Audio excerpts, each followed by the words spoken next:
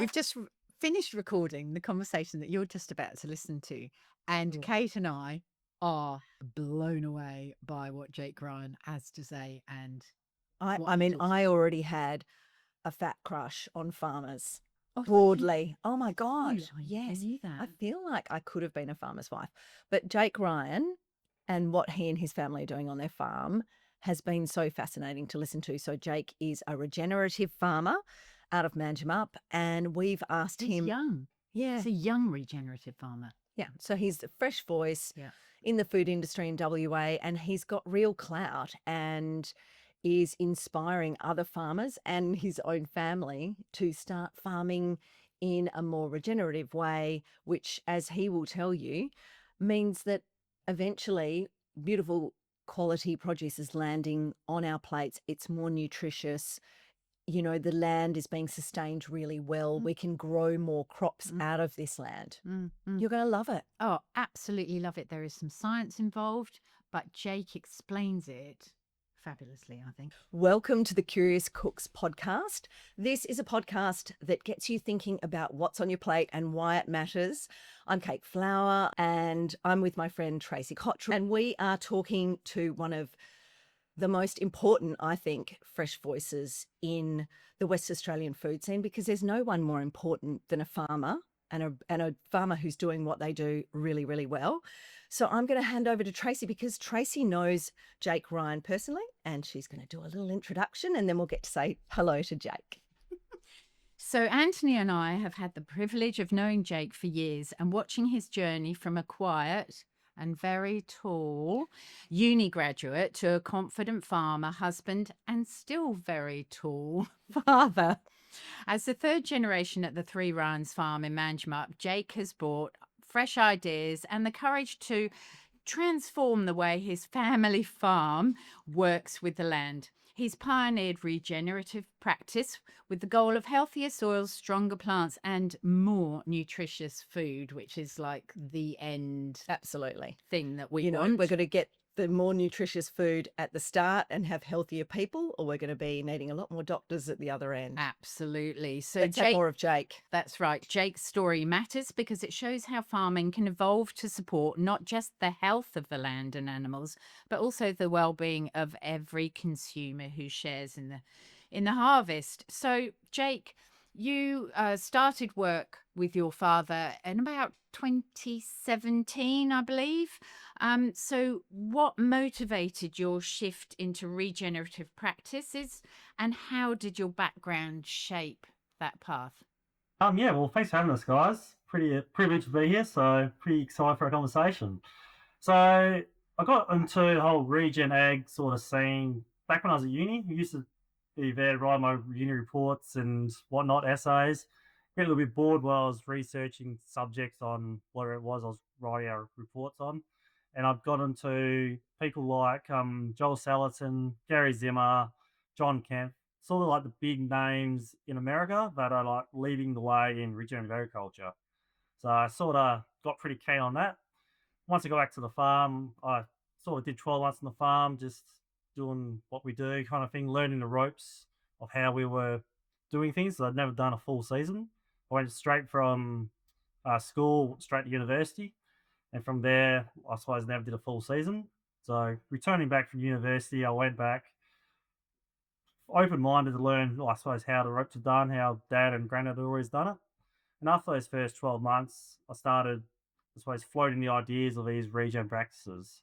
So, and over the years, we slowly adopted these practices. So it's been a bit of a process, but yeah, we got there, and now we're, I suppose, one of the main regen farmers in the area. Yeah, congratulations. Is you've just done an amazing thing, because as we take our food tours down to the Southern Forest over the years, we've seen the farm actually develop in front of our eyes, and it's a bit like having a child. You know, you don't notice as a parent how much the child is growing. But if you're an auntie or an uncle or something and you see the child once in a while, yeah, the difference is outstanding. So I just wanted to make sure that so that all the regen um, work that you did or research that you did, this wasn't within your uni degree. it was something that you did sort of outside. Yeah, so the course was, I suppose, a more conventional sort of course. So I studied at Curtin University, studied agribusiness. So I got a bachelor in agribusiness. I graduated end of 2016, and at that time the course was very conventional, mainly on wheat and sheep. So, and it's, yeah, I suppose the concepts that applied to wheat and sheep. I'm a vegetable farmer, so the concepts that are applied to growing a wheat crop can be applied to growing a vegetable crop. Just, I suppose, fine tuning those concepts to be more horticulture based. Oh, okay. But there wasn't much. I think we had one unit of the whole course that was on sustainable agriculture. So probably not even the regen side of things. Looking more at how they do it in Europe and things like that. Yeah, okay. And yeah, so yeah, I suppose, while I'd spare time at uni, I'd just spend the time learning how to do regen ag. So adopting Interesting. those And what was it principles that you will help. saw in those mentors, I guess you could call them now, that attracted you to them immediately? Why were you digging around in that area, or did you just stumble across it and go, I can see So what happened was in 2013, the Southern Forest brought down Joel Ellison. So he's probably one of the leading. He's probably one of the pioneers in the whole regen ag area in terms of raising livestock. So I was too busy at uni, had a heap of assignments to get done. So dad, my uncle, and granddad went, and dad called me up that night. He's like, "Oh, went to this talk, but you gotta look this bloke up online." So brilliant. looked him up that night, and yeah, sort of that's where it all started. And from there, I just went down the wormhole. Thin threads. I know, but I love Yeah. the fact that your dad and grandpa were Mm. open-minded and looking for new ways to, move forward on the farm, which would have made it a lot easier when you decided that you were really interested in that style of farming, rather than having to fight them at every turn, which I was wondering if that had been your journey, but obviously not. Yeah, so there was the adoption of doing the regen stuff. It took us time, like, so I'll give you the full story. So we when I returned to the farm after doing those first 12 months, learning how things are done, I want to start trying summer cover cropping.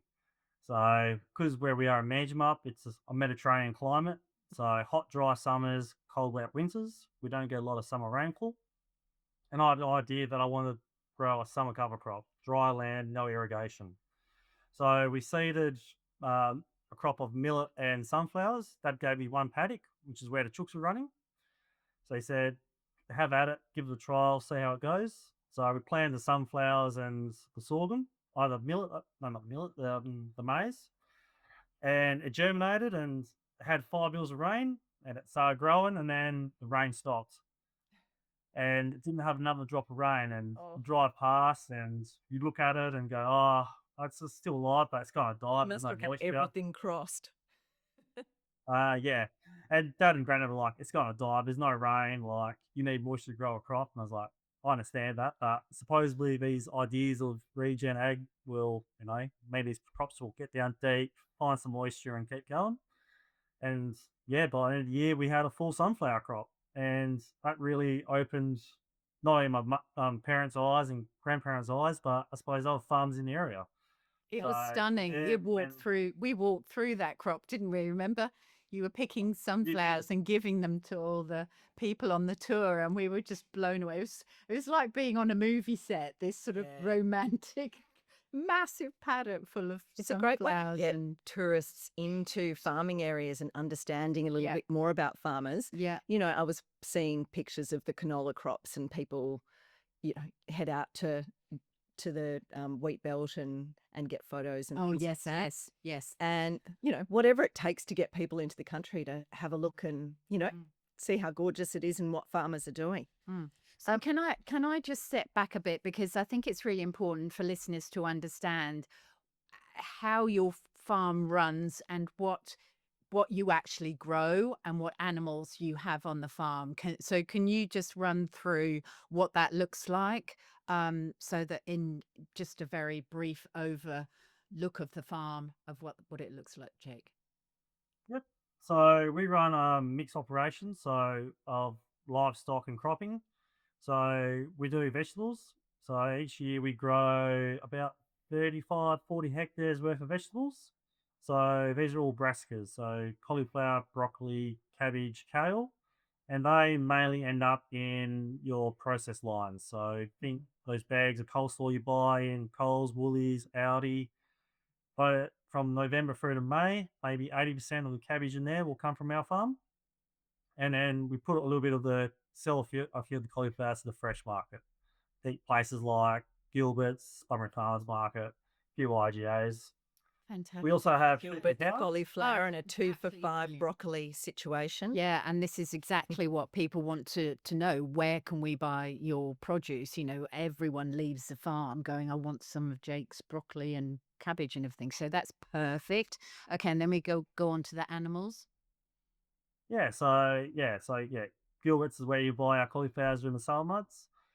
And then so livestock, we've got 1,000 ewes, and they generally market about 140%. So marking means the amount of lambs on them, pretty much. Mhm. How many lambs we tag. So 140% is high. I think the Australian average is 100%. Do you know So why that is? we're well above that. Yeah. Because of Is We it also for the got health of the farm? cows. Yeah, exactly. So we push nutrition in the pastures, and we also run certain breeds that are more fertile than others. So a combination of the two. Yeah, Right. brilliant. It's like farming isn't just chucking a whole heap of stuff in, whether it be seeds to grow or sheep in the paddock. It's really become a lot more technical these days, hasn't it? But Nuanced, the management of the land. yeah, but then regenerative is bringing back those lovely ways of farming that is just nature intended. So sorry, interrupted you. Sorry, Jake. So Yeah, no, that's sheep. right. And it's all about nutrition for the sheep and trying to get them as healthy as possible. So these breeds that we run that are extremely fertile can actually carry through a twin and maintain condition and produce the milk they need to grow them out. And you've got Angus So cows as well. yep. So we run Angus cows. So we run AI program, so artificial insemination, not the computer program. So we fly in a unmated heifer. We then breed it, and we sell a mated heifer at the end of the year. So the reason we do that is just so we don't have calves coming out when we're in the middle of harvest. There's just too much going on, so it's easy to sell a pregnant cow and let someone else steal the calves. Good management. My husband's family were in cattle insemination, bull sperm, Okay. as a lowly person like me likes to say. I'm sure that it's called something completely different. Yeah. But I remember going onto their property, and the cows were the male cows. They weren't necessarily bulls, but they were enormous. So they'd been bred to be quite big cows. I wish I knew what kind they were. My husband tried to, get me to understand what each cow looks like and be able to repeat it. And I could when I was trying to impress him in the early years of our relationship. And now I've just forgotten. And that's really important, like an understanding from a consumer perspective that when you have chickens on your farm, so there are two basic different types. If correct me if I'm wrong, Jake, but one are the hens that lay the eggs, and then the other one are the chickens that are grown for meat. So they're two completely different breeds of chicken. But going on to chicken, these are the 3 Ryan's eggs. If you're watching this on YouTube, you can see me holding up a box. Anthony and I both had a scrambled egg this morning for brekkie, and the colour of the yolks is just magnificent and always so super fresh. Absolutely love them. Anthony said this morning, don't want any other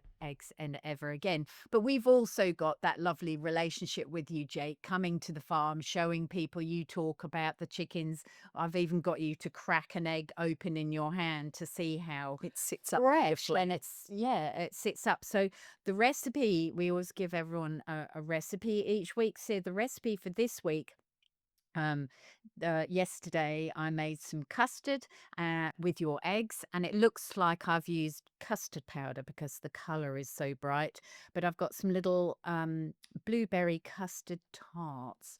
We wish you were here, Jake. I know, but now there's just an extra one. Yeah, lurking around. Can't really see next time. by mail. I feel like Oh. you probably are more across this than I am, Tracey, but I'd really like to find out from Jake, what is the difference between regenerative and organic farming? How far apart are they? And if you can just educate me a little bit. Absolutely. So they can be the same thing. So you can be a regenerative organic grower, but we're just classified as regenerative. So I suppose organic is you're not using any synthetics. So you're not using your pesticides and you're not using a lot of synthetic fertilizer. The issue that comes with organic is that you can be organic by neglect. So you can do nothing, grow a crop that is unhealthy, that is lacking nutrients or mineral density, and then sell it as organic, get a premium for it, but it's no better for you, maybe worse off for you for the fact Ooh, that you it heard it just here lacks first, the folks. nutrition.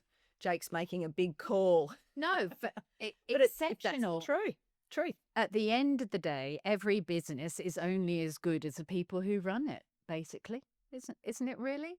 Because Yeah, and like there's organic growers out there that are exceptional growers, but there's also organic growers out there that don't put the effort in and then obviously still get a premium for the product, but it isn't the same in terms of nutritional density as we can get from regenerative or even some conventional growers can be quite good at managing nutrition.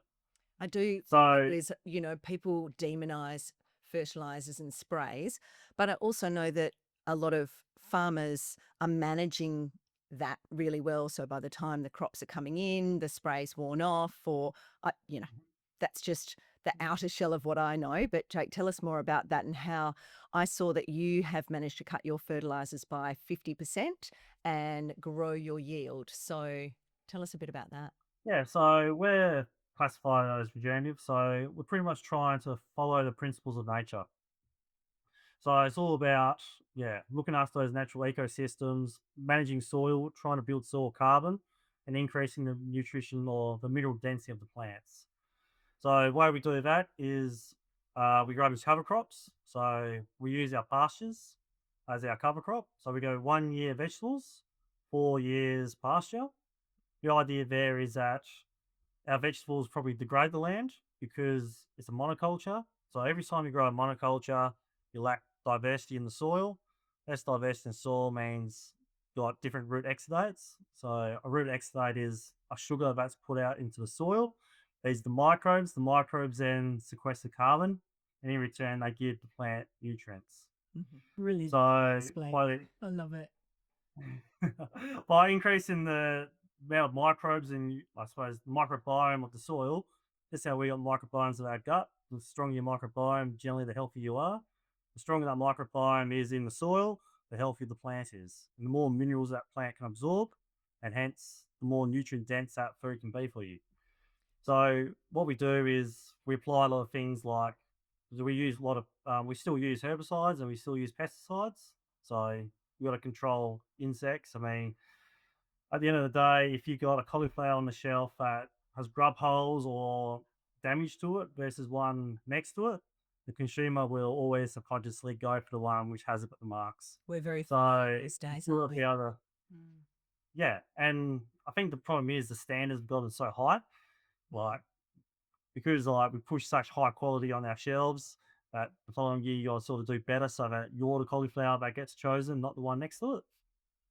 If you go overseas and say like Europeans or American produce on the shelf does look like Australian produce. I think we've got probably some of the best looking produce in, I suppose, the world. Yeah. Is it And the that's just healthiest because we've produce in got the world, standards. though? Is it the What's that? healthiest? Yeah. Is it amongst the healthiest produce in the world? Do you think broadly? I think it would be. I think it would be definitely up there with some of the better. I mean, European, I suppose how you define it. Like Europeans definitely have a lot less pesticide use.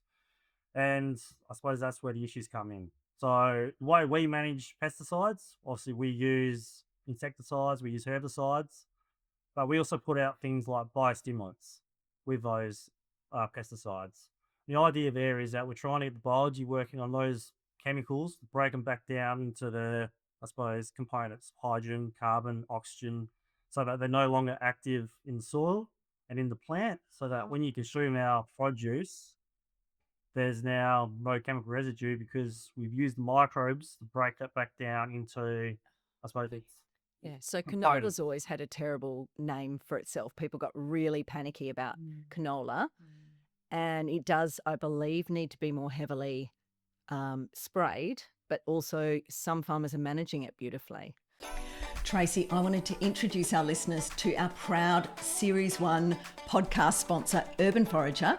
They make the most delicious organic stock concentrate in WA, and they're great friends of ours. Oh, absolutely. And it is just full of flavour and real ingredients with no nasties in. Love that. Thing that I love about it as well is once it's opened, it keeps in the fridge for up to 12 months. Not in my house because we've always used it well and truly before then. Yeah, it's so useful and it's such great value. Yeah. So making 1 litre of stock is just over $2 and there's 10 litres in that little jar. Fantastic to have in there. And because it's a concentrate, I use it in a variety of ways. It's super versatile, not just soup, but also I might throw it into meatballs, dips, dressings, sauces. I love it. Delicious. Absolutely. So everyone jump online to urbanforager.com.au where you can get 20% off. You just need to use code CURIOUS20 for 20% off when you shop with Urban Forager. Thanks, guys. Enjoy. I think the issue with canola is the GM side of things, which is Sure. so genetically modified. Yeah. I think that's where a lot more of the concern comes from than obviously this genetically modified so you can spray more chemical on it. But then it's the whole idea of gene transfer and issues with microbes and Jake, I think there's a whole different I think for today's consumer, we get so many different messages coming at us all the time from so many different areas. And from people, almost like I say, it's like you're standing, there's two people standing next to an elephant, right? One's at the trunk and one's at the tail. So so you've got two people and you can say, "Are you looking at an elephant?" And they go, "Yes." And then one describes the trunk at the front because that's what they can see. And the other one describes the tail.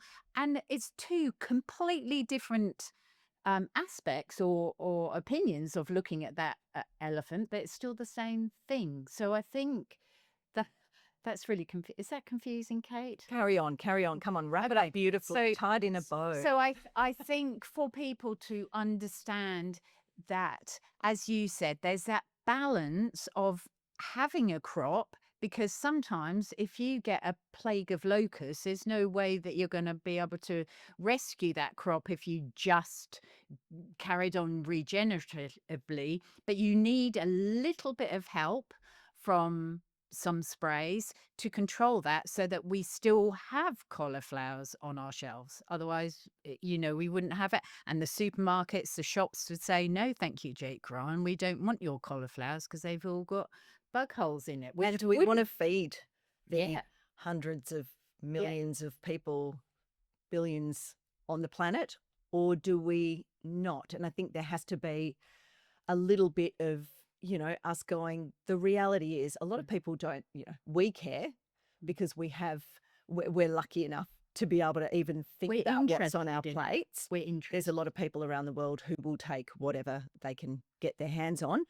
But yeah, we definitely need to have a healthy balance so that we can provide healthy food for the masses. Yeah, absolutely. And what I just got from Jake was that the microbiome of the soil will then break down that spray if it's any residues gone into the soil. So the soil works it all back to its basic stuff, which there's nothing wrong with. It's just what's in nature anyway. But I love that because I've always thought, okay, so if you spray a vegetable that is growing, does that not go into the earth, or does it all come up from the earth? And or is it completely sitting in the product that you've purchased and you've cooked and you've put on your plate? And what Jake's saying is, no, it doesn't. Yeah.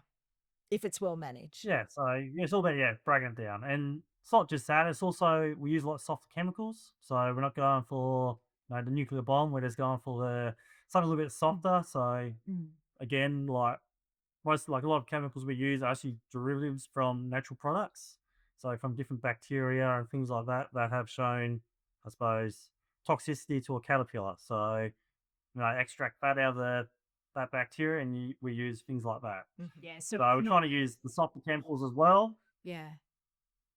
So it and doesn't yeah, kill so that both everything down. inside. It's not Doesn't always kill. a nasty, one size fits all, as you say, nuclear bomb. It can be a little bit more nuanced and just deal with the pests that you're, grappling with for that particular crop. Now talking about Yeah, a little bit more targeted than nature. broad spectrum, just wipe them out. Yeah. Yeah. So talking about nature's pest control, you planted flowers among your crops to invite beneficial insects. So how does this natural pest control work? Yeah, so what we're trying to do is encourage, I suppose, the natural predators of these, whether it's an aphid or caterpillar or thrips or something like that.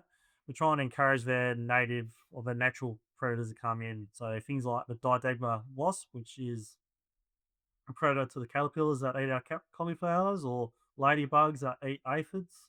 We're trying to bring these sort of insects into the farming system to help control.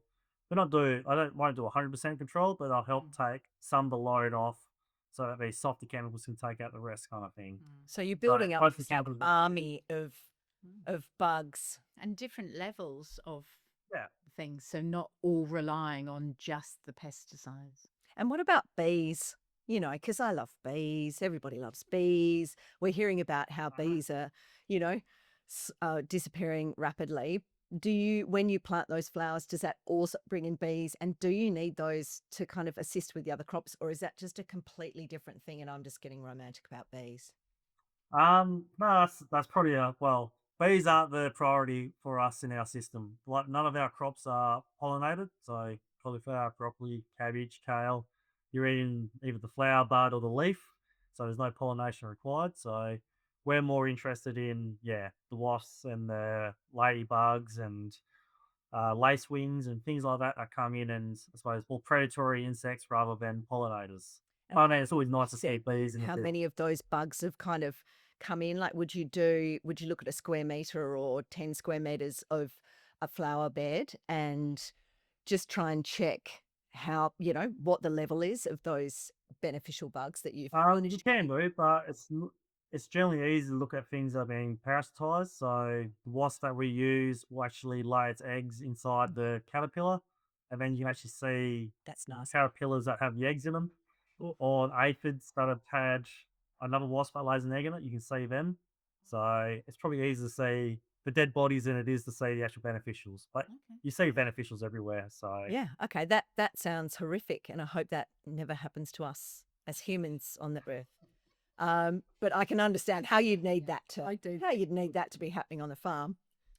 I was going to ask you about the honours that you have received, the 2022 Farmer of the Year Award for Excellence in Diversification, and there's another climate positive leader as well. So, what do these recognitions mean to you, and why should listeners care that you have them? yeah, that was a big honor. I think I got them both within 12 months or 2 years, kind of thing. So I came in pretty quick. Yeah. So I know it's absolute honor to be recognized for the work that we're doing. And yeah, the Corteva one was a global one, so it was recognized internationally, which was nice. So, and I suppose it just recognizes that what we're doing is, I suppose, we're on the right path, and I suppose we consumers buy our stuff, they can maybe have a little bit of confidence that it's grown in a way that maybe it's going to be a bit more nutrient dense, lower chance of chemical residue issues, and just hopefully a higher quality product at the end of the day. Yeah, and also that you have a successful farm that is sustainable, that you're going to be able to keep producing food for us, because I think when a farm's not being run well, as Australia's seen a lot of over the years, we start to see crops dwindle and pests come in mass. And so, I'm just so thankful that there are people like you who are willing to dig deep and really think hard about how you produce food for us. I mean, you are so important. Absolutely. I was going to say, Jake, also, are there other countries leading the way in regen farming? When you say is it Cortiva or Cortiva? Yep. That that Whatever. Yep. that climate positive leader was a global award. So where else in the world is regen farming really being led from? I'd say the two, well, other than Australia, I think the two other major ones would be America and Europe. I think a lot of the pioneers in this field are coming from those two areas. Mm. America has some of the, I suppose, best regen farmers going around. I think they're just larger population and some areas we're just in need of it. And so some of the farmers definitely, yeah, I suppose, adopted a lot quicker these regen practices. So when you So, say that the yeah. farms were in need of it, do you mean to say that the land was degraded and they needed to get their soil healthy before they could grow healthy products in it? Yeah, so I saw Australia sort of adopted the whole no-till, so we're probably leaders when it comes to regen ag, especially Western Australia. We adopted no-till agriculture for Can you 30, explain 40, what maybe 50 years no-till ago. Yeah, yeah. agriculture is? Yep. So generally, back in the old days, to plant your crop, you used to have to plough your soil. So every time you put a plough into the soil, what you're doing is you're destroying the soil structure. Mm. So, and that leads to issues with water infiltration rates decrease, and then obviously you get your dust storms. But the biggest issue is that you destroy soil carbon. And Australia hasn't got a lot of carbonate soil to start off with, so we need to keep what Mm. we got. So Australia was pretty early in adopting it. Okay, so disrupting the Whereas soil places, lets the carbon out of the soil rather than keeping it so in. what it does is that, so what it does is it introduces a heap of oxygen to the soil, Okay. and because soils are quite low oxygen environments, the soil microbes go crazy. So, and microbes need two things. They need nitrogen, which they can get some out of the air, and other part out the nitrogen fertilizer we applied, and then oxygen. And then they take the oxygen and the nitrogen and they eat the carbon out the soil. They respire CO2, and that's the CO2 plume that we get planting. So you can actually go onto the UN page and see the CO2 graphs or the CO2 maps. And through May, June, July, when pretty much the world plants their crops, Mm. obviously we plant in winter. So, the Northern Hemisphere generally plant in the summer, America and Europe. So when the crops are getting planted is when the biggest plume of CO2. So those 3 months where we pretty much go backwards in terms of, I suppose, global CO2 emissions. Mhm. And the rest of the year, the other 9 to 10 months is when we sequester carbon. When the crops are growing, plants are greens, winter, everything's active, or summer in both states, it's not Mhm. snow, when all the crops are growing, and that's when you sequester the carbon. The issue is you end up being negative because, yeah, you end up being net negative because you pumped out more CO2 than you're sequestering, and then you burn fossil fuels on top of it, and we come out in a negative situation. Mm. Fantastic. It's so interesting. Yeah, isn't it So so interesting? So, are you actively sharing your practices with other farmers? Is that something you see as a role for you now? Yeah, so we're pretty open with everything we do. So one of the things that we've done on the tillage side of things is we've introduced a system called strip tillage. So because we're in vegetables, we can't do no-till because we plant seedlings. No-till systems work great when you're planting seeds. But when you're planting seedlings, you'll put plants in the ground. You need a little bit of tillage just so you can get the seedling in the ground. So what we do is we just plough a little strip about, I don't know, 5, 6 centimeters wide, and then that's the strip that we plant the seedling in, and the rest of the soil is untouched. So it leaves us a little bit of tilled ground for the seedling to go into, and then the rest of it's untouched. So the soil microbes are all in balance. Earthworms don't get chopped up, and it allows us to help sequestering carbon. So Okay, so yeah, I know that you're environment. talking about really intelligent things, but I thought that when an earthworm got chopped up, it just grew into two earthworms. Is that not true? No, chop them in half. I don't generally like it. They die. But it's not just that. Even things like fungi don't like being chopped up. Okay. So fungi have a thing called a hyphae, which is pretty much the root system of the Yeah. fungi. So every time you chop the hyphae up, you're killing or setting back a fungus, which Okay. the hyphae And when you are a talk about main fungi, way is that of something killing quite carbon. small that's growing through the whole of, say, the ground that you're strip tilling? So it's So just part of the soil, really, ish. yeah, so the fungus is part of the whole soil microbiome, but I think most people think of fungus as mushrooms and things like that. But most fungi which is the fruiting body, the actual main body of the fungus is underground. So a lot of the fungi don't have those mushrooms or the fruiting bodies. Things like mycorrhizal, which is maybe one of the most important fungus out there. That's the one that actually makes a symbiotic relationship with the seedling or with the plants. So when we plant the See, seeds in I the get ground, romantic about this. I love that stuff. Tell Tracey more about the fungi and the seedlings, please. yeah, so when we plant a seed in the ground, that seed germinates and then straight away it's in, I suppose, that whole microbiome of the soil. Things like mycorrhizal fungi will then partner with that seedling. So straight away they'll try and make that symbiotic relationship. How beautiful. So the fungi actually colonize the roots of the plant and then they quadruple the biomass of that root zone. The idea there is that that fungi needs a carbohydrate source and needs food. So by making a symbiotic relationship with the plant will be like, I need zinc, manganese, copper, whatever nutrients it needs. It will send a signal to that mycorrhizal. That mycorrhizal, the fungi will go out, it will scavenge those nutrients, and in return, it will give the fungi its carbon, so sugar. And then the fungi will then take that sugar and then use it for numerous different things. But one of the main things is it produces this glue-like substance called glomalin. That glomalin is the main source of soil carbon. So it's actually a stable source of carbon in the soil. Once it's sequestered in there, it takes a fair bit of tillage and malpractice to burn it off. I've just So that's realised how what we busy need it to is under the soil. Oh, I look, in cooking classes over the years, sometimes when I was feeling a little bit sort of romantic about all the food that we'd cooked, I just say to people, thanks so much for coming. And as you fall asleep tonight in your bed, please spare some thoughts for the beetroot farmers out there.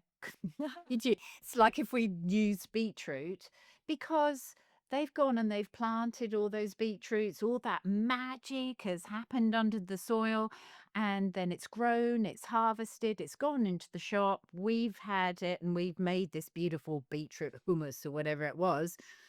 And I said, you got to get more related to how your food grows. We've lost because it's amazing. Yeah, we've lost appreciation because, Jake, Just obviously you have fabulous appreciation for all that goes into growing beautiful quality vegetables or raising healthy livestock.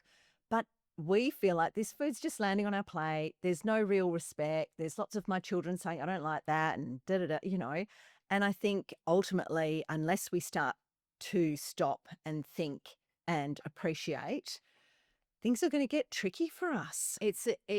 I think we need a bit more reverence. That's the word that I use. I know in Japan they have huge reverence for their produce. They've even got a salt museum there, and the kids get taken like school outing to the salt museum and learn about all the different places you can get salt from in the world and what it tastes like and so on and so forth. So I think that builds reverence in children and then in adults, and to appreciate farmers to be there are modern day heroes, I think, personally.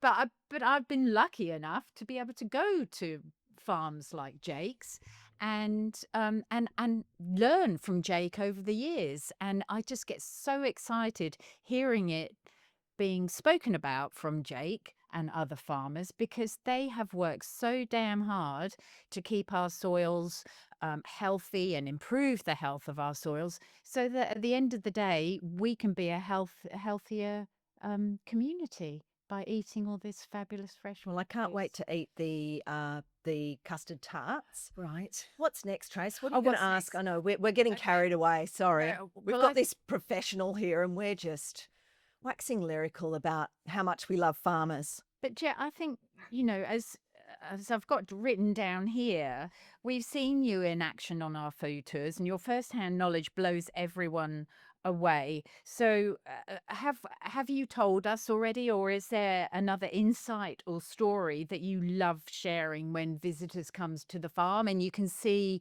the penny drop or the aha moment happen when you're talking to people?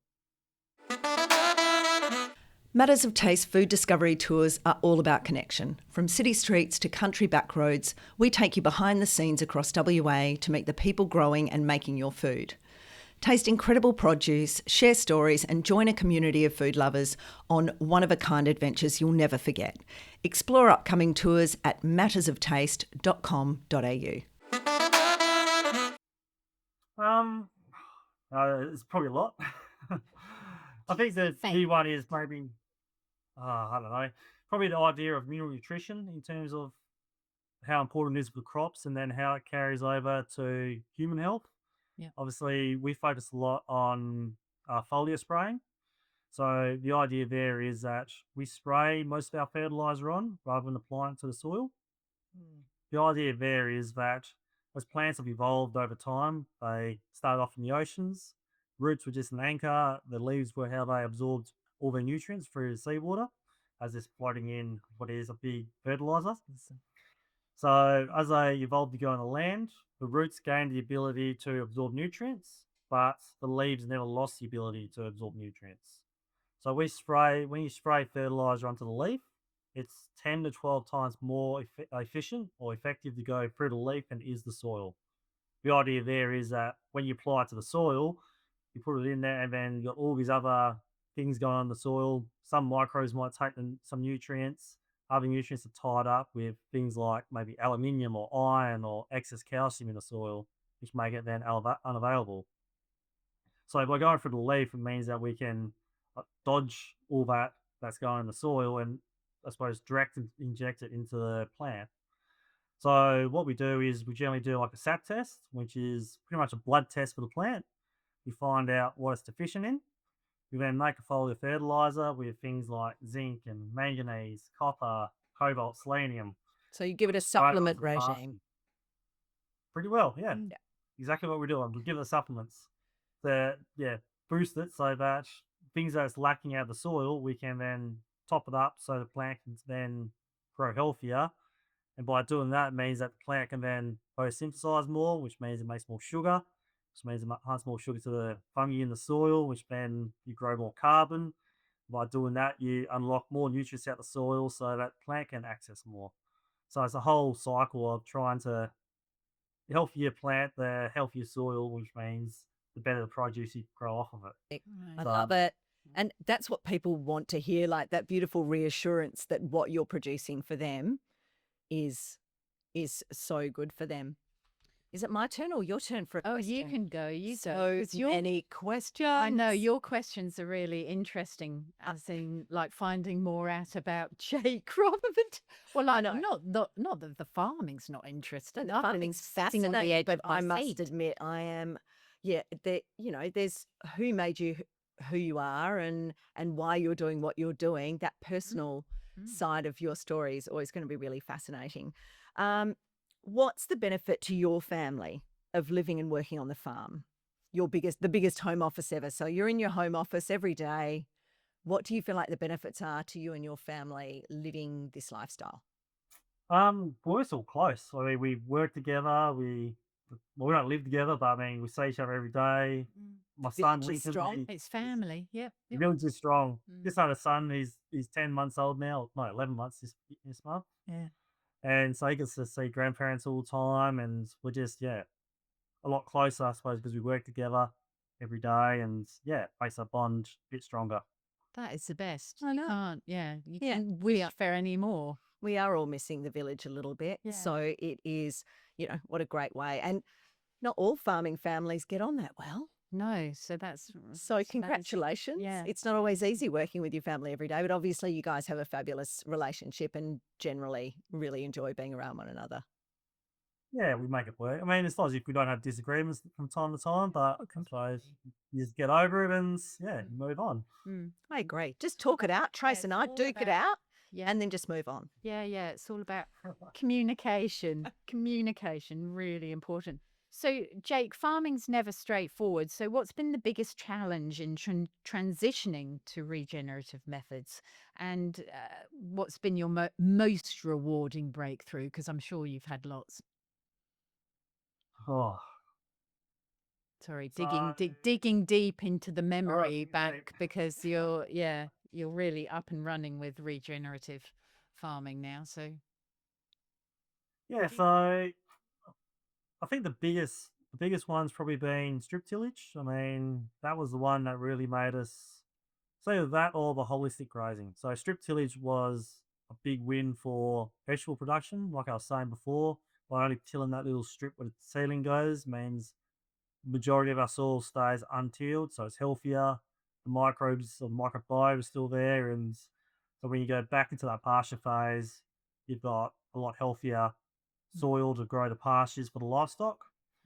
The other one is what we adopted is called holistic plant grazing or mob grazing, where we're pretty much trying to run the animals as one big mob. So we put 1,000 sheep, their 1,400 lambs that they would have, and the 40 to 50 cows that we have, all in one big mob. So the And village we as went well, daily, the animal village. the village. Well, the whole idea is that we're trying to mimic what happens in nature. So you think the gazelle or the zebra and those great mobs in Africa or the bison up in North America. We're trying to put a big mob together and move them daily. So in nature, you think all these mobs are mob grazing and they're constantly moving under predation from lions or cheetahs or wolves or whatever it may be.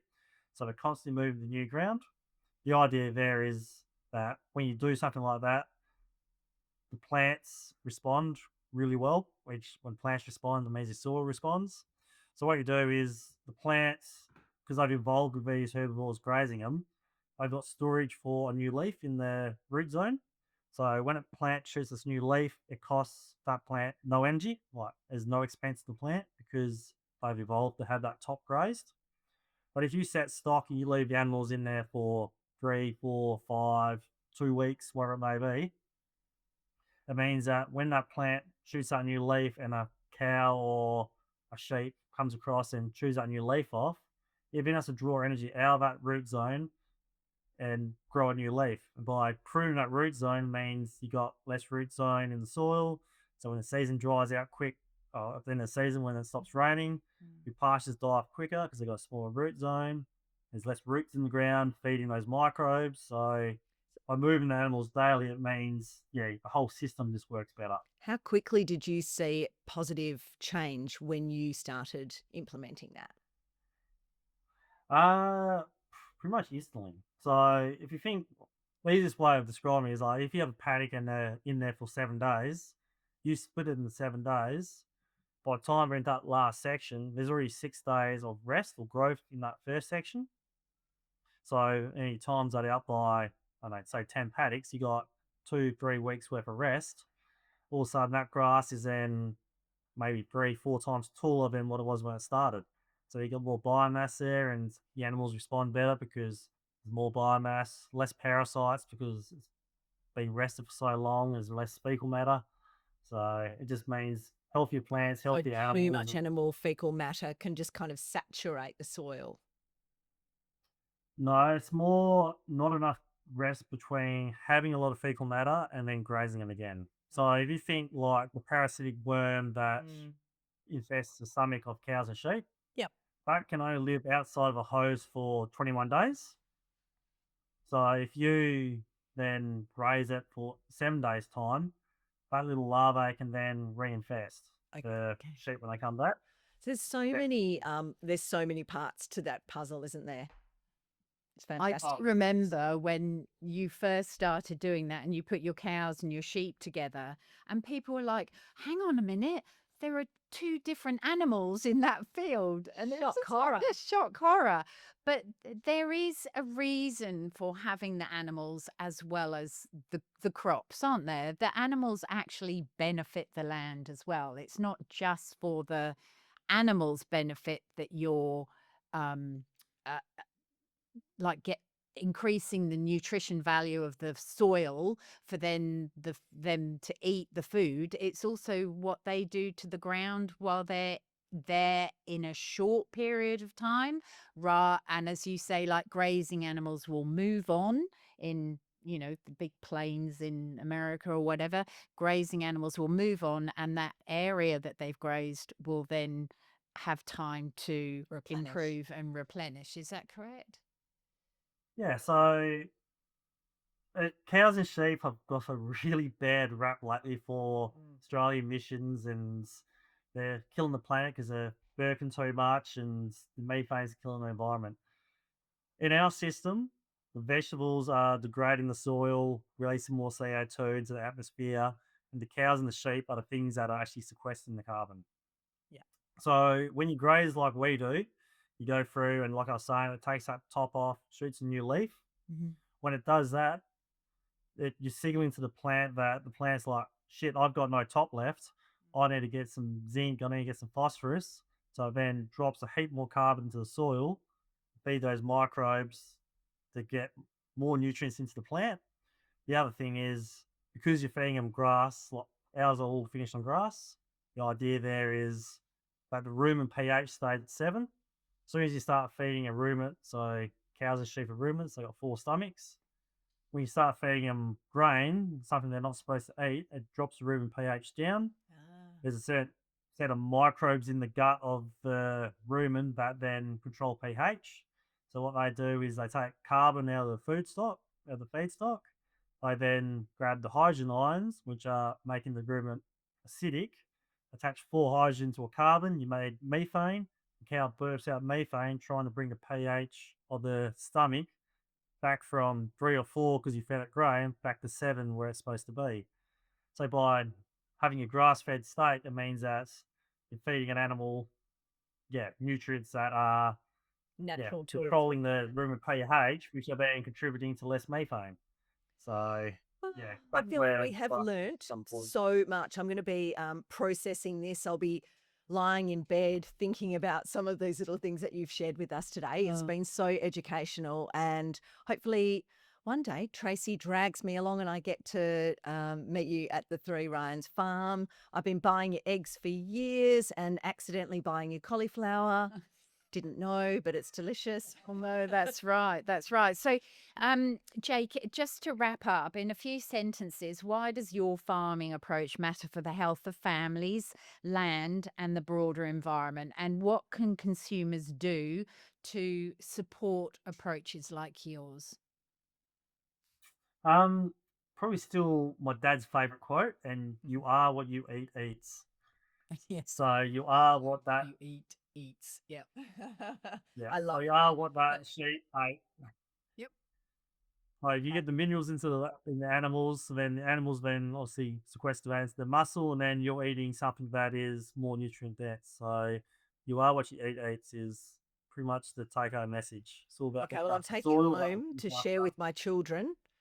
I'm always bugging them, but I would love for them to have the opportunity, and I'll make them sit down and listen to this podcast episode to really understand, what goes into producing healthy food and why they need to have a little think about what they choose to put on their plates as they're going forward. Because I've got two 18-year-olds and a 15-year-old.